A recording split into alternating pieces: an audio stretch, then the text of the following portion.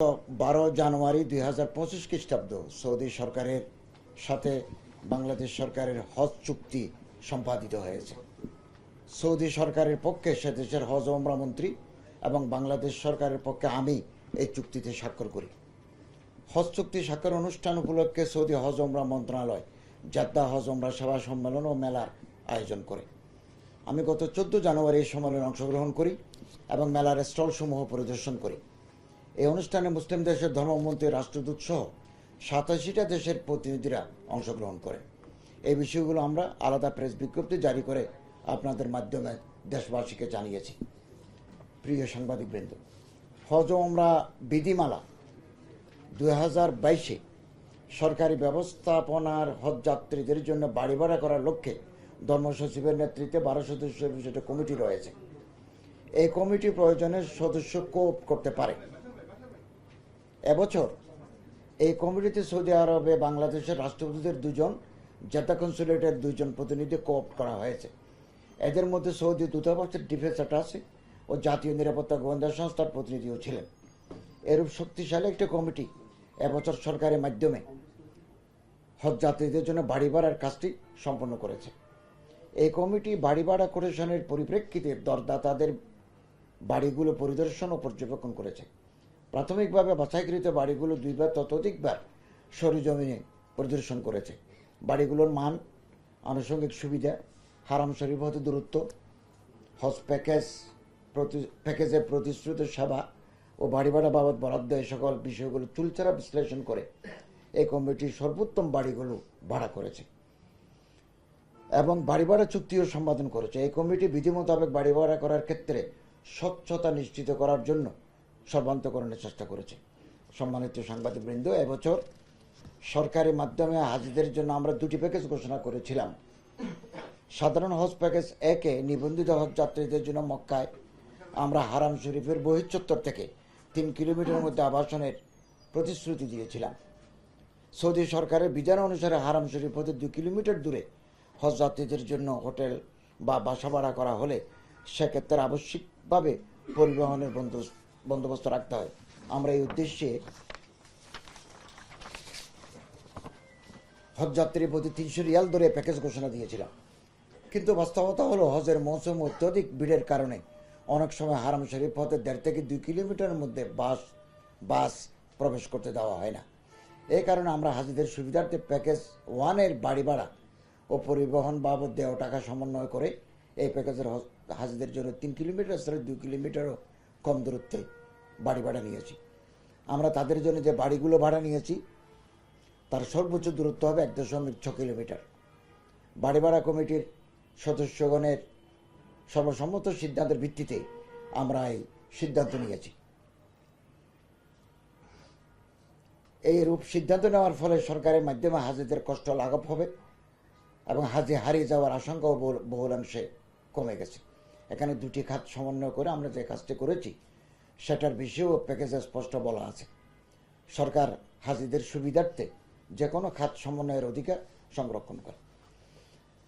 আমাদের সাধারণ হজ প্যাকেজ 2-এর হজ যাত্রীদের জন্য মক্কায় যে সকল হোটেল ভাড়া করেছি সেগুলো সর্বোচ্চ দূরত্ব হবে 1.2 কিলোমিটার।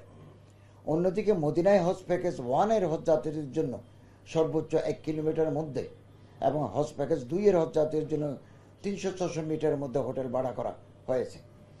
হজ প্যাকেজ 1-এর হজ যাত্রীরা মিনার জোন 5-এর তাঁবুতে অবস্থান করবেন। হজ প্যাকেজ 2-এর হজ যাত্রীরা মিনার জোন 2-এর তাঁবুতে অবস্থান করবেন এবং সার্ভিস কোম্পানির সাথে সম্পাদিত চুক্তি মোতাবেক সেখানে খাবার সহ অন্যান্য সুবিধাদি পাবেন। হজের সাথে সংশ্লিষ্ট সেবা, বিশেষ করে পরিবহন সেবা, লাগেজ লোডিং আনলোডিং সহ অন্যান্য সেবার জন্য সৌদি সরকারের নির্দেশনা মোতাবেক আমরা ইতিমধ্যে সকল চুক্তি সম্পাদন করেছি। অতীত অভিজ্ঞতার আলোকে আমরা বিশ্বস্ত হজ সেবা প্রদানকারী কোম্পানিসমূহের সাথে চুক্তি করে সম্পাদন করেছি। আশা করি এবছর আমাদের হাজিগণ সন্তোষজনক সেবা পাবেন।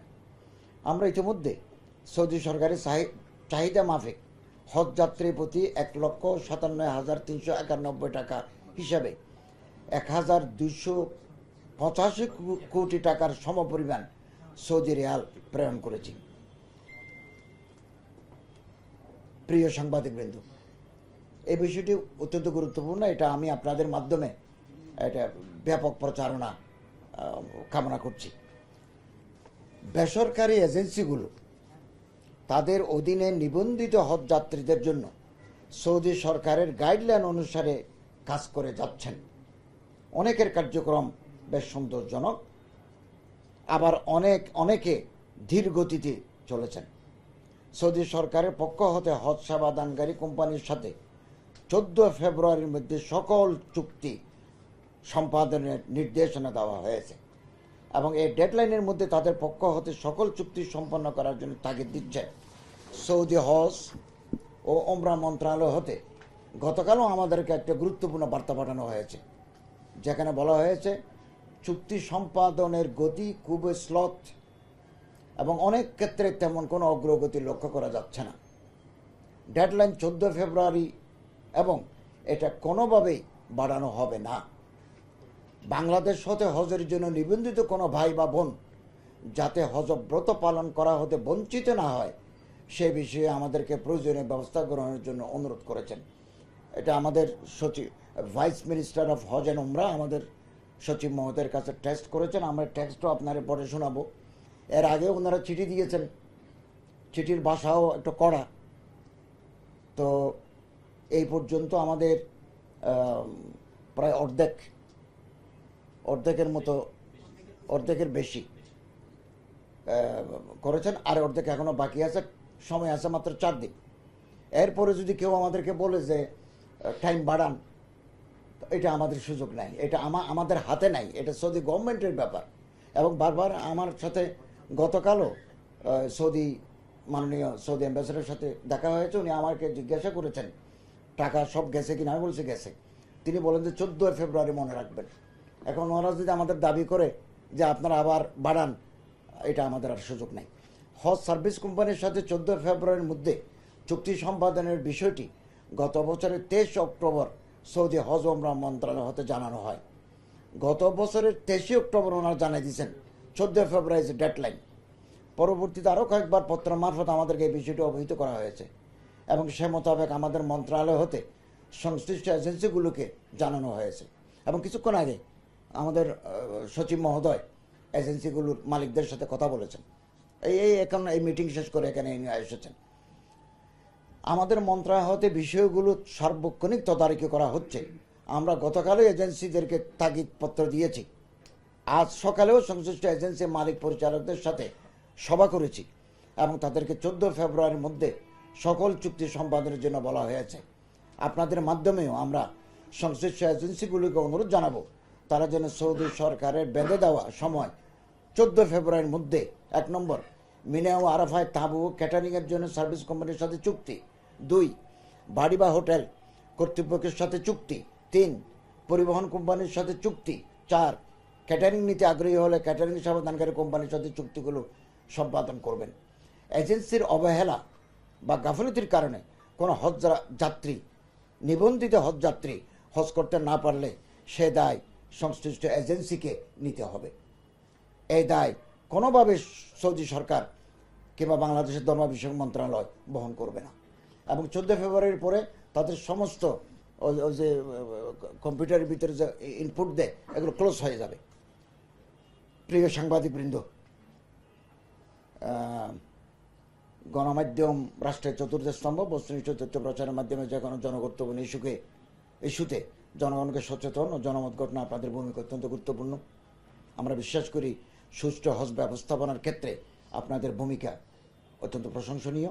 আমরা বস্তুনিষ্ঠ তথ্য উপস্থাপন ও গঠনমূলক সমালোচনার মাধ্যমে এদেশের হজ ব্যবস্থাপনাকে উত্তরোত্তর সমৃদ্ধি করতে দায়িত্বশীল ভূমিকা পালন করে যাচ্ছেন। আপনারা করে যাচ্ছেন।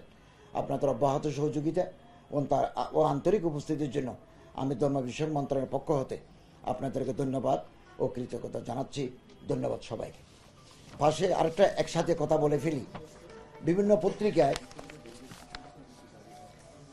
ওমরার টিকিটের সিন্ডিকেট নিয়ে বড় বড় রিপোর্ট এসেছে। যদিও একটা বেসামরিক বিমান চলাচল কর্তৃপক্ষের, ওনারা টিকিটের দাম ফিক্সেশনের ক্ষেত্রে ধর্ম মন্ত্রণালয়ের পরামর্শ করার কোনো প্রয়োজন নেই। ওনারা এটা করতে পারে। যেহেতু ওমরার কথা লেখা আছে, মানুষ আমাদের দিকে অঙ্গুলি নির্দেশ করে। আপনারা কি করলেন? তো ইতিমধ্যে একটা প্রবাসী কল্যাণ উপদেষ্টা আমাদের চিফ অ্যাডভাইজারের সাথে বৈঠক হয়েছে। বৈঠকে গুরুত্বপূর্ণ সিদ্ধান্ত হয়েছে, এগুলো আমি আপনাদের মাধ্যমে জাতিকে জানাতে চাই। আগে এজেন্সিরা গ্রুপের নাম দিয়ে, গ্রুপ বলে একজনে 20-30টা করে সিট বিমানের বুক করে রাখে, তারপরে এগুলো দ্বিগুণ তিগুণ চতুর্গুণ বৃদ্ধি করে বিক্রি করে। এখন একটা সিদ্ধান্ত হয়ে গেছে, এখন যদি বুকিং করতে হয় তাহলে যাত্রীর নাম দিতে হবে, পাসপোর্ট নাম্বার দিতে হয়, পাসপোর্টের কপি ওখানে সংযুক্ত করতে হবে, এবং 72 আওয়ার্সের ভিতরে এই টিকিট যদি ইস্যু করা না হয় স্বয়ংক্রিয়ভাবে এয়ারলাইন্স সে টিকিট বাতিল করে দেবেন। অর্থাৎ সিন্ডিকেট, আমরা পবিত্র রমজান মাসে টিকিটের দাম বাড়িয়ে যে সিন্ডিকেট কাজ করছে, এই সিন্ডিকেট ভেঙে গেল। এবং আরও সিদ্ধান্ত হয়েছে এই 7 দিনের মধ্যে, বৃহস্পতিবার পর্যন্ত এয়ারলাইন্স বা ট্রাভেল এজেন্সিকে গ্রুপ বুকিংয়ের মাধ্যমে ব্লক করা টিকিট আগামী 7 দিনের মধ্যে ভ্রমণকারী যাত্রীর নাম, পাসপোর্ট নম্বর সহ, পাসপোর্টের কপি সহ টিকিট ইস্যু নিশ্চিত করতে হবে, না হলে 3 দিনের মধ্যে এয়ারলাইন্স তা বাতিল করে দেবে। এবং আরও সিদ্ধান্ত হয়েছে, সবাই এয়ার টিকিটের অস্বাভাবিক মূল্য বৃদ্ধির কারণ চিহ্নিত করা হয়েছে। পাসপোর্ট নাম, পাসপোর্ট ভিসা ছাড়া গ্রুপ বুকিং করা যাবে না। আরও একটা সিদ্ধান্ত হয়েছে যে এই যে অস্বাভাবিক মূল্য বৃদ্ধি করল দ্বিগুণ ত্রিগুণ চতুর্গুণ, এর সাথে কারা জড়িত? স্বরাষ্ট্র মন্ত্রণালয়ের সিনিয়র সচিবকে সভাপতি করে 7 সদস্য বিশিষ্ট তদন্ত কমিটি গঠন করা হয়েছে। 15 কার্য দিবসের মধ্যে কমিটি প্রতিবেদন দেবে, এবং এগুলো একটা টাস্কফোর্স, 13 সদস্য সমন্বয়ের টাস্কফোর্স গঠন করা হয়েছে, এবং ওনারা মনিটর করবেন। এটাও যেহেতু ওমরার কথা লেখা আছে, মানুষ আমাদেরকে দোষারোপ করে যে সিন্ডিকেট ভাঙতে আমরা সক্ষম হই নাই, আপনাদের মাধ্যমে জানিয়ে দিলাম এই সিন্ডিকেটও ভেঙে গেছে। এবং মাননীয় উপদেষ্টা, আইন উপদেষ্টা আসিফ নজরুল সাহেব, চিফ অ্যাডভাইজার মহোদয়, বিমান কর্তৃপক্ষের সাথে এভাবে কথা হয়েছে। ধন্যবাদ আপনাদের সবাইকে।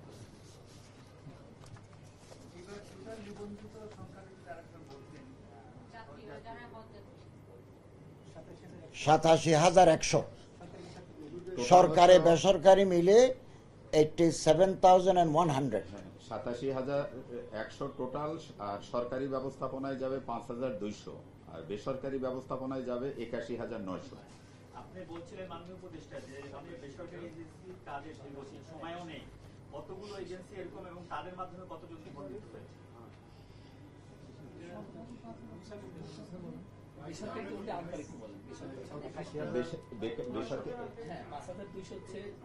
সরকারি আর বেসরকারি হলো 81,900, টোটাল হলো 87,100। না না, শুনেন, কোটাটা সৌদি আরব নির্ধারণ করে দেয় জনসংখ্যার ভিত্তিতে। তো এটা 1,27,000, 1,27,198 জন করে দেয়। আমরা যদি আগেভাগে এটা বলে দিই যে আপনি আমাদেরকে 90,000-এর ভিতরে সীমাবদ্ধ রাখেন, সৌদি আরব করবেন। কিন্তু আমরা একটা অপশন রাখছি, এই জন্য আমি গত মাসে ইংল্যান্ড সফর করে এসেছি। বার্মিংহামে কিছু এজেন্সির সাথে আমার কথা হয়েছে। ওনারা আমার কাছে একটা দাবি করেছেন, বাংলাদেশি পাসপোর্টধারী যারা ইংল্যান্ডে আছেন অথবা পূর্ব ইউরোপে আছেন, তারা বাংলাদেশের মধ্যে নিবন্ধন করে যদি হজ করতে পারেন, কোটাটা আমরা ইউজ করতে পারবো। কিন্তু যে সমস্ত বাংলাদেশি ব্রিটিশ পাসপোর্ট ইউজ করেন তাদেরকে এই সুযোগ নাই। কেবল আমাদের সবুজ পাসপোর্ট, বাংলাদেশের পাসপোর্ট, বৈধ পাসপোর্ট নিয়ে যারা ইংল্যান্ডে থাকেন, তারা যদি হজে যেতে চান তাহলে আমাদের কোটা ইউজ করে তারা যেতে পারবেন, এবং পাকিস্তানের সুযোগ আছে। তো আমি সৌদি আরবের মাননীয় হজ ওমরা মন্ত্রীর সাথে কথা বলেছি, তিনি বলেছেন আপনি লিখিতভাবে আমাদেরকে জানান। তো আমরা আশা করছি এটা যদি আমরা করতে পারি আমাদের কোটা আরও সারপ্লাস হয়ে যাবে, কোটা পূর্ণ হতে সময় লাগবে না। উপদেষ্টা, আপনি যেটা বলছিলেন যে বেসরকারি এজেন্সির অনেকগুলো কাজের ধীর গতি, কতগুলো এজেন্সি এবং তাদের মাধ্যমে কতজন নিবন্ধিত হয়েছে? এটা বলেন। এটা আমাদের তো যেটা আপনি বললেন যে এখানে আসেন, বলেন। আমাদের টোটাল 70টি লিড এজেন্সি এবার তার মধ্যে আমাদের 36টি এজেন্সির চুক্তি, যেটা হলো চুক্তি বলতে ওই যে মিনার টেন্ট, মিনার আফার টেন্ট নেওয়া এবং সার্ভিস কোম্পানি নেওয়া, এটা ফাইনাল হয়ে গেছে। আর 38টা, আর যাদের হলো এখনো শেষ হয়নি তাদের রিকোয়েস্টটা পাঠানো আছে। এটা আমরা আশা করতেছি আজকে রাতের মধ্যে এটা অ্যাপ্রুভ হয়ে গেলে আমাদের আর ওই মিনার তাবু নিয়ে আর জটিলতা থাকবে না। হ্যাঁ, বাড়ি ভাড়ার জন্য আমাদের সজীব স্যারের সভাপতিত্বে মিটিং হলো। আমরা ক্যাটাগরিক্যালি প্রত্যেকটা এজেন্সিরে আমরা তথ্য নিয়েছি। তারা প্রত্যেকেই বাড়ি ভাড়ার জন্য ওদের লোক কাজ করতেছে এবং তারা আমাদের কথা দিয়েছে যে 14 তারিখের আগেই তাদের বাড়ি ভাড়াগুলো কমপ্লিট হবে। জি, 87,000 তো সরকারি হাজি, তার মধ্যে 5,200 আছে। সরকারিটা হয়ে গেছে, আর বেসরকারি 81,900-র মধ্যে 45,000-এর চুক্তিগুলো কনফার্ম করছে সৌদি ইহজ সিস্টেমে। জি, মাননীয় উপদেষ্টা, একটা বিষয় হচ্ছে জানা ছিল যে হজের যে প্যাকেজ খরচ সেটি আপনারা এবার কিছুটা কমিয়েছেন, কিন্তু তারপরে আমরা যদি অন্যান্য দেশের সাথে কম্পেয়ার করি তাহলে দেখা যায় যে এখানে সিন্ডিকেট করে অনেক খানিকটা বেশি। সেই সঙ্গে আরেকটা বিষয় হচ্ছে আপনি যদি দেখেন অনেক এজেন্সিগুলো কিন্তু এর বাইরে অতিরিক্ত টাকা দেয়। আচ্ছা, আমি বলি, আপনি যেটা বললেন in comparison with other countries, বাংলাদেশের প্যাকেজ কোনো ক্রমেই বেশি নয়, কোনো ক্রমে বেশি নয়। পাকিস্তান ধরেন, ভারত ধরেন, বোম্বে থেকে ফ্লাই করবে, কম হবে না? কোথায় বোম্বাই? এখানে ঢাকা থেকে এটা ফ্লাই করতে বোম্বাই কত? তো টিকিটের দামই তো অনেক। হ্যাঁ, আপনি যেটা কলকাতা শোনেন, থেকে টিকিট, তো আমরা বাংলাদেশ বিমানকে, আপনি জানেন, অনেক বার্গেনিং করে 27,000 টাকা বাংলাদেশ বিমানের ভাড়া আমরা কমিয়েছি। এনবিআর যে চার্জটা ছিল এটা কমিয়েছি, বেসামরিক বিমান চলাচলের এম্বার্কেশন ডেভেলপমেন্ট ফি যেটা ছিল এটা কমিয়েছি। এবং আমরা থার্ড ক্যারিয়ার যদি নিতে পারতাম তাহলে এটা কম্পিটিটিভ মার্কেট হতো, কিন্তু আমাদের চুক্তিতে সেটা নাই। তারপরেও আমাদের সচিব মহোদয়, মাননীয় রাষ্ট্রদূত, সৌদি আরবের রাষ্ট্রদূতের সাথে কথা বলেছেন। এবার আমি যখন ওনার সাথে কথা বললাম, এটা স্পেসিফিক্যালি তুলেছি যে আমাদের চুক্তিতে আছে national carrier will carry the pilgrims from Dhaka to Jeddah. তো আমি বলছি যে আমাদের কোনো এজেন্সি না, কোনো এয়ারলাইন্স যদি নির্ধারিত ভাড়ার চাইতে কমে নিতে না চায় তখন আমরা থার্ড ক্যারিয়ার নিতে পারবো কিনা। তিনি আমাদেরকে বললেন আপনি লিখিতভাবে এটা আমাদের জানান। তো আশা করছি আগামী বছর যদি আমরা থার্ড ক্যারিয়ারের অনুমতি পাই তখন একবার ওপেন টেন্ডার দিয়ে আমরা এমিরেটস, গালফ এয়ার অথবা কাতার এয়ারওয়েজের সাথে আমরা কম্পিটিশনে যাব। যেহেতু ভাড়াটা নির্ধারণ করে বাংলাদেশ বিমান, আমরা অনেক মিটিং করেছি, ওনারা এর চাইতে বেশি কমাতে চাচ্ছেন না। আমি তো চিফ অ্যাডভাইজারকে এটাও বলেছি, স্যার আপনি পারমিশন দিলে আমি এটা ওপেন টেন্ডার করে এটা নিই। বললো তো করো, আমার কোনো আপত্তি নেই, কিন্তু আইনের চুক্তির কারণে আমরা সেটা পারি নাই। আগামী বছর আমরা এটা চেষ্টা করব, বাংলাদেশ বিমান যদি ফেয়ার না কমায়। কলকাতার বিমান ভাড়া হলো 1,20,655 রুপি। 1,20,655 রুপি কলিকাতা থেকে জেদ্দা। না ওটা তো sir time to time very করে স্যার, বেশি খুব বেশি বেরি করে না, খুব বেশি বেরি করে না। তো প্যাকেজ যেটা বলছেন অন্যান্য দেশের তুলনায় এগুলো আমাদের বাংলাদেশ কোনো ক্রমে বেশি নয়। আরেকটা হচ্ছে, আমি যখন অক্টোবরে সৌদি মন্ত্রীর সাথে দেখা করেছি, আলাপ করেছি, আমি ওনাকে বলেছি যে 250 জন হাজি পার এজেন্সি ছিল, কমপক্ষে 250 জন পাঠাতে হবে, এবছর আপনি এটা রাখেন। তিনি আবারে বললেন যে আমি আপনার সম্মানার্থে 2,000 থেকে 1,000 করলাম। এই 1,000কে আমি আরও কমানোর জন্য, 250 করার জন্য, 500 করার জন্য, যদিও এটা একটা রাষ্ট্রের একজন উপদেষ্টা আরেক দেশের আরেকজন মন্ত্রীকে এভাবে ছোটোখাটো বারবার রিকোয়েস্ট করাটা বিব্রতকর। তবুও আমি এজেন্সি মালিকদের কথা কনভে করে মানুষের সুবিধার জন্য এটা আমি করেছি, কিন্তু উনি রাজি হন নাই এবং আমাদেরকে চিঠি দিয়ে জানিয়েছেন যে your request has been refused by the comparative by the concern authority, এভাবে করছেন। এখন Pakistan, Bharat, Indonesia, Thailand, Malaysia 2,000 করে, কেবলমাত্র বাংলাদেশে এবছর 1,000। এবং আমি যে হজ কনফারেন্সে গেছি, চুক্তি করে আমাদের হজ কনফারেন্স ছিল, 87 countries of the world attended this seminar. আমার পাশে ছিলেন, আমি ছিলাম, আমার সচিব মহোদয় ছিলেন, আমার পাশে ছিল গাম্বিয়া, নাইজার, সিয়েরা লিওন। আমি তাদের সাথে কথা বলেছি, তোমাদের দেশের কোটা কীরকম? বললো যে আমরা তো কোটাকে একেবারে ছোট করে ফেলেছি, কয়েকটা এজেন্সির ভিতরে আমরা এটা নির্ধারণ করে ফেলেছি, এত এজেন্সি পৃথিবীর কোথাও নাই। এবং আমাদের এখানে দুর্ভাগ্য যে আপনি তালিকা দেখলে একজন হাজি পাঠিয়ে উনি এজেন্সির মালিক, 2 জন পাঠিয়ে, 3 জন পাঠিয়ে, 5 জন পাঠিয়ে, 7 জন পাঠিয়ে এজেন্সির মালিক, উনিও মানে হজের সেবায় উনি অংশগ্রহণ করছেন। তো আমরা একটা চিন্তা ভাবনা করছি মিনিমাম কত থাকলে আমরা ওনাকে হজের সেবায় সংযুক্ত করবো, এটা আমরা বৈঠক করে সিদ্ধান্ত নেব।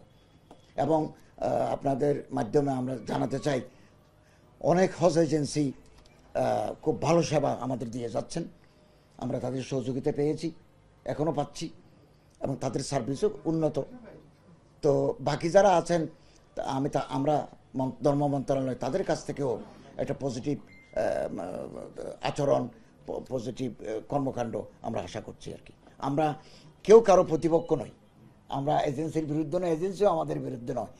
আমরা এটা সবাই মিলিয়ে একটা সুন্দর সুষ্ঠু হজ ব্যবস্থাপনা নিশ্চিত করতে চাই। সিদ্ধান্ত হয়েছে না কতজন থাকলে এজেন্সি নিতে পারবে এটা সিদ্ধান্ত?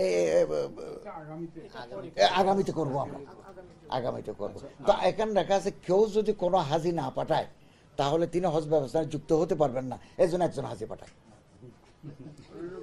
না, আমি তৃতীয় ক্যারিয়ারের অনুমোদন আগামী বছর যদি পাওয়া যায় তাহলে আপনারা টেন্ডার দিবেন বলেন, এই অনুমোদনটা কে দিবে? আচ্ছা, আমি একটু বলি আর কি স্যারের সূত্র ধরে। এই যে ভাই বলছিলেন এই যে বিমানের ভাড়ার বিষয়ে আর কি, অ্যাকচুয়ালি গত বছর ছিল এটা 1,98,000 বিমানের ভাড়া, এবং এবারে আছে 1,67,000। তো আমরা অলমোস্ট 26,000-27,000 টাকা এটা কমিয়েছি, এবং আপনার প্যাকেজের মূল্য প্রায় 1 লাখের উপরে। গত বছরের তুলনায় প্যাকেজের মূল্য প্রায় 1 লাখের উপরে কিন্তু এবছরে কম ধরা হয়েছে।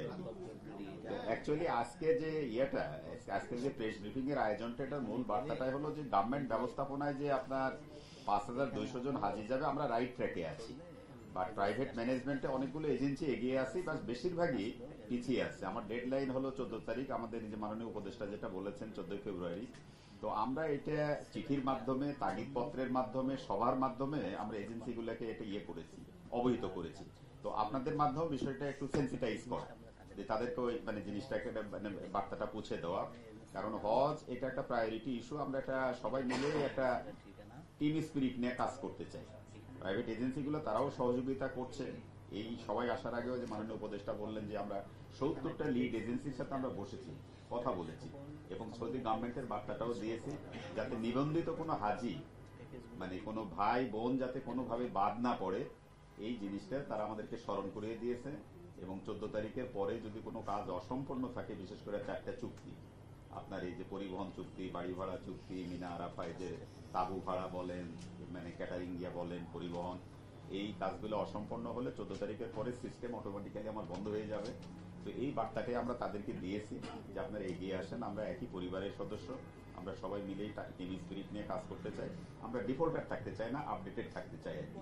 তো এই বার্তাটা দিয়েছি, এবং এই মিটিং এর পরপরই এই যে আপনাদের মাধ্যমেও জিনিসটি সে করা, আপনারা একটু আহ্বান জানান, বলেন, এবং যেখানে তারা ঠেকে যাবে আমরা সহযোগিতা দিব, আমরা সবাই মিলে একসাথে কাজ করতে চাই।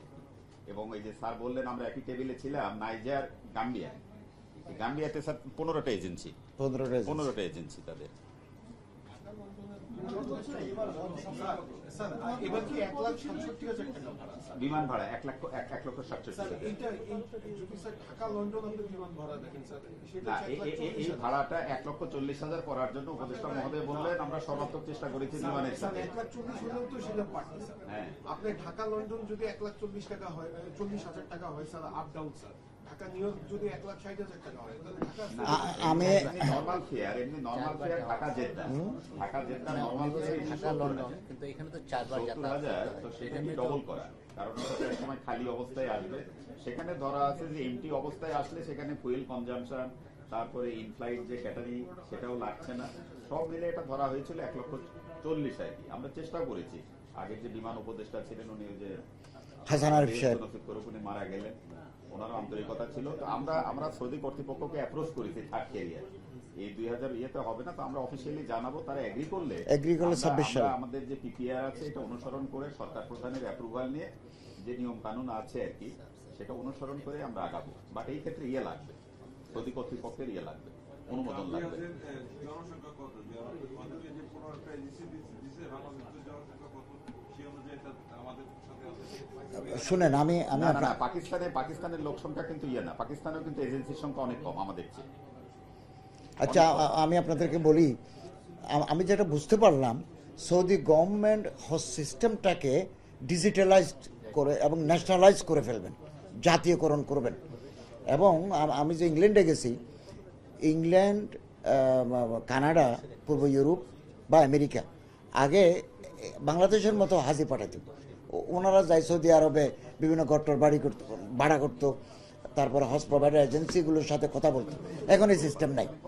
এখন আছে হাজিরা মাঠ পর্যায়ে থেকে হাজি কালেকশন করে দিবেন এজেন্সিরা, তারপরে ওনাদের মুআসসাসা আছে, ফাউন্ডেশন আছে, ফাউন্ডেশনের সাথে কথা বলে টাকা পাঠিয়ে দেবে, ওনারা একটা পার্সেন্টেজ দিবেন। সমস্ত ম্যানেজমেন্ট বিমান থেকে নামার পরে বিমানে ওঠা পর্যন্ত সৌদি কর্তৃপক্ষ।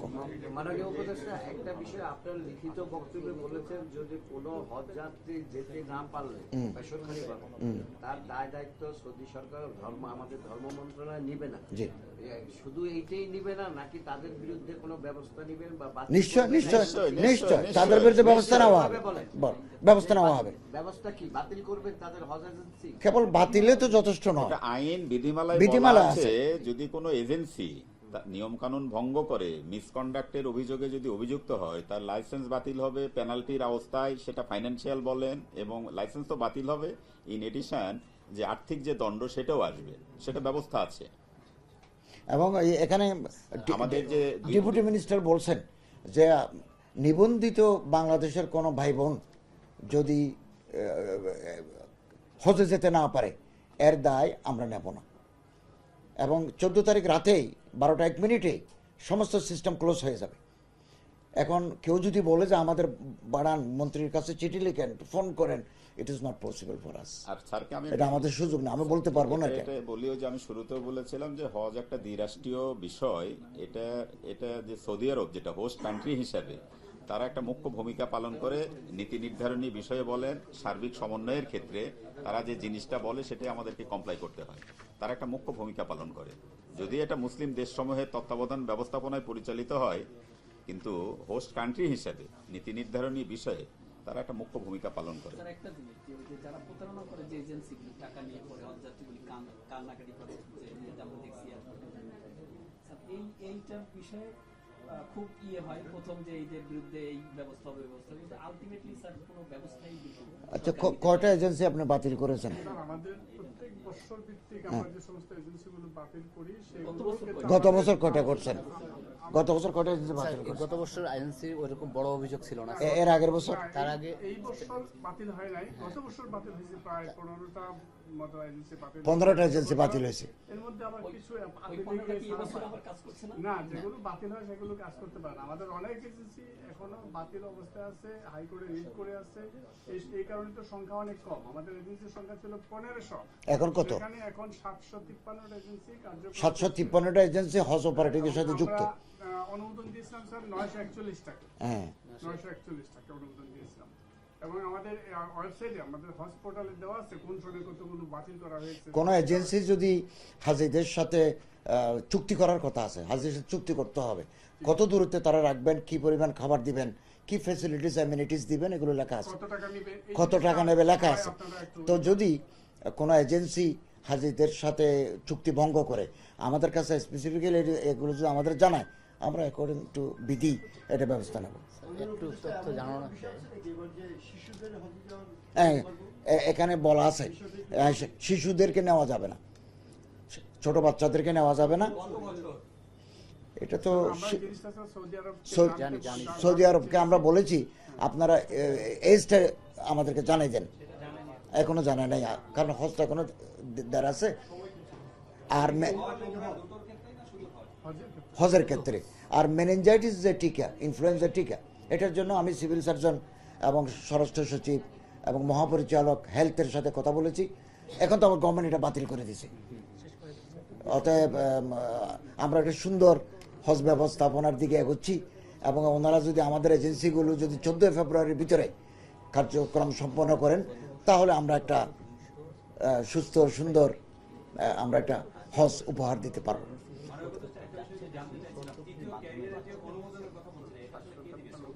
সৌদি সরকার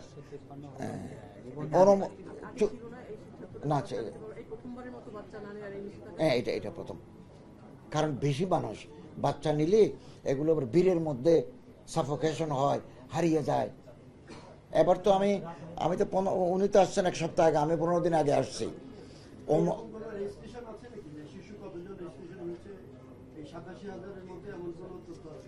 এটা তো আমাদের কাছে এরকম তথ্য আছে, বাট এই মুহূর্তে স্যার দেওয়ার মতো আমাদের নাই। আমাদের স্যার এই যে বাতিল করে দেবো আমরা।